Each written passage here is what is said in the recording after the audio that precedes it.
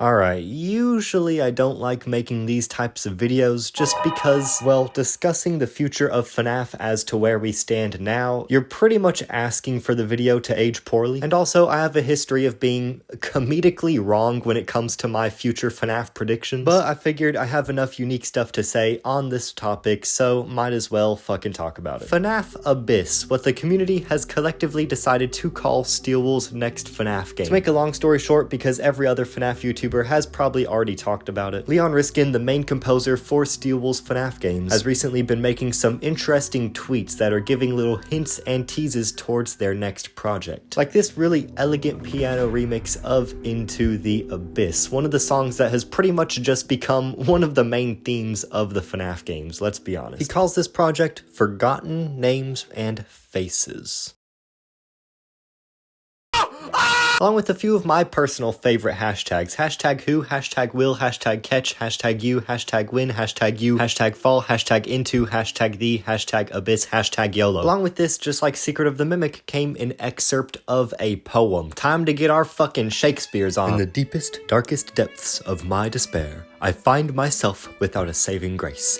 A pendulum of pain prevents my prayer from rising upward through the dead of space. I love how poem excerpts are just becoming a normal thing to tease the deeper meaning of our silly little possessed bear games. Scott Cawthon is truly our modern Shakespeare. Except Hamlet actually killed off the father. That's one thing Scott will never do. Although some people have managed to connect this poem's meaning back to Edwin's character, the more likely candidate does seem to be Cassie. Also, considering the whole Abyss thing is reference to Into the Abyss, the main song in Princess Quest, and Princess Quest has to do with all that weird Vanny shenanigans, and Cassie seems to be getting pretty wrapped up in that right about now. And also the whole thing about rising upward, not only is that a reference to me whenever I see Vanny, but it's also probably a reference to how Cassie can't rise up from the fucking cave labyrinth shit she's trapped in. But the final nail in the Scott coffin has to do with Leon Riskin's last tweet. He posted some older music called Fixing Elevators, ouch, along with more cryptic hashtags, one of which being TTY. Now, I believe this is short for titty. Now, what are tits doing in my FNAF lore? I don't know, ask Vanny. Actually, a few of these hashtags come together to spell Betty Lou Oliver, the name of the woman who survived the longest elevator drop. Keyword, survived. Now, you guys, I think I have a theory about what's going to happen with Cassie. Let's get rid of driver's licenses. You heard me. Driver's licenses are nothing more than a money grab from the government. Right off the bat, it seems pretty obvious what SteelWool is setting up is that Cassie survived the elevator fall and will eventually become the next Vanny. Story-wise, she is set up perfectly to have a villain arc, and we already know Scott Cawthon has been wanting to do more with the Vanny character. I've always really liked Vanny as a character. I don't think that Vanny was utilized to her fullest potential, and so hopefully we'll see another opportunity for Vanny to return as well. We'll see. I think in order to see what specifically is going to happen with Cassie's character, let's take a look at specifically her mask. In the timeline before Ruin, we see that mask belong to Cassie's dad. And there's a certain scene involving that mask in Help Wanted 2 that seems to still confuse a lot of the community to this day. We all remember the ending where Cassie's dad hands over the Glitch Trap plush to Vanny, where Vanny then uses it to crush Glitch Trap and, well, I guess leaves you for dead?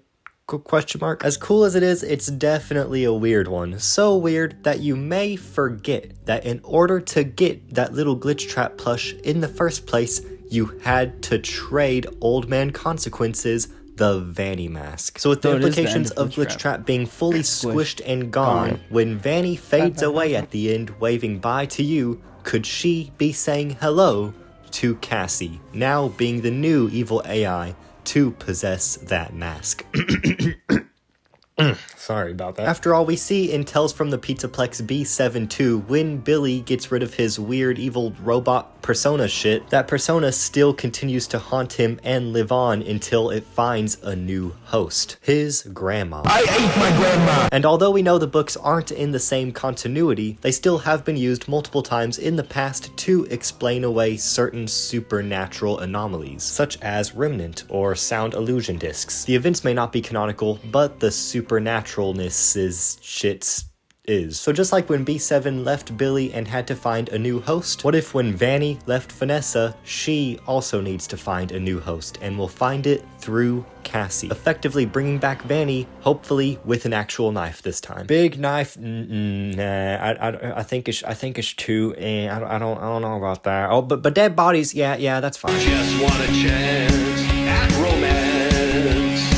I've learned to dance. Now love is enhanced. But all this does bring up a wider, interesting question. We've technically been following the SteelWool storyline for about 6 years. So we've all been following these glitch trap and mimic shenanigans for quite a while at this point. It leads some of us to ask, when is it gonna all end? It took Scott Cawthon around 7 games to complete that original Afton saga, and right now SteelWool is about 5-ish games in, depending on whether or not you're counting Ruin as its own sort of thing. Now that we do have the Mimic's backstory, some people are wondering how much longer will all this AI possession and mimicry shit continue? Is Fnaf Abyss going to be the end of SteelWool's FNAF games? Hell, even Dako, the man whose career practically relies on these FNAF games releasing, even thinks we're getting close to some sort of big finale. The thing is, right, when they do Security Breach 2,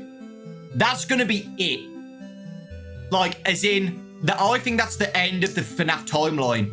I think that's going to be it. Now, don't get me wrong, I love what SteelWool is doing with the new FNAF games and with the new storyline, and I would love to see them continue it further. But looking at it logically, what else have we yet to see not really pay off? After this whole return of Vanny through Cassie ordeal, what else could they do, especially with how far into the future they've gotten in the timeline? This has turned into a bit of a worry from FNAF fans. And although we don't really have any proof of anything, what can we speculate will happen in the future of FNAF? Well, first off, I'm gonna go ahead and say that Fnaf Abyss does not look to be the absolute final FNAF game. It definitely is setting up Cassie's future role in the story, and whether this game is about her final step into transforming into Vanny, or if it's about her already as Vanny, as a brand new villain, either way, the Mimic is definitely the one being set up as the major big bad, so we're definitely gonna need something after the fact to really conclude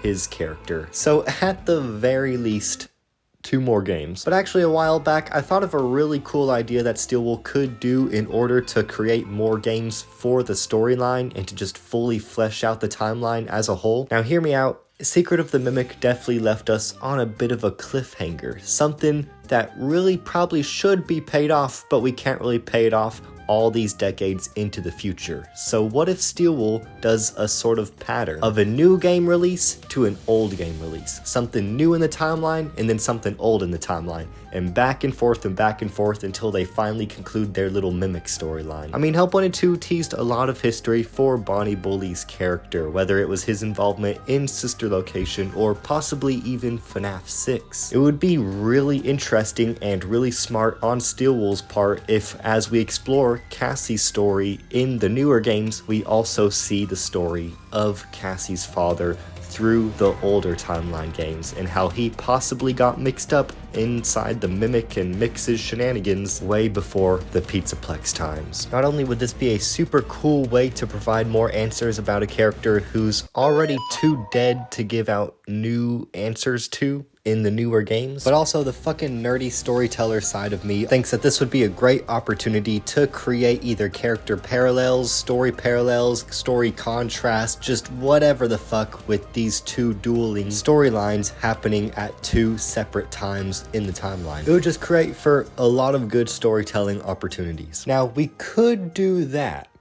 Or, you know, I mean, there's always Help 1 and 3. But thanks for watching. Make sure to smash that like button like I'm gonna smash the fuck out of Shroud in my next stream of Dispatch. And well, there it is. Fuck that guy. Imagine you're Henry Ford or one of those early inventors, and you have invented this machine that propels you down the road, and then the government says, we need to give you permission to operate that. I would be like, operate what? My own property? The thing that I bought and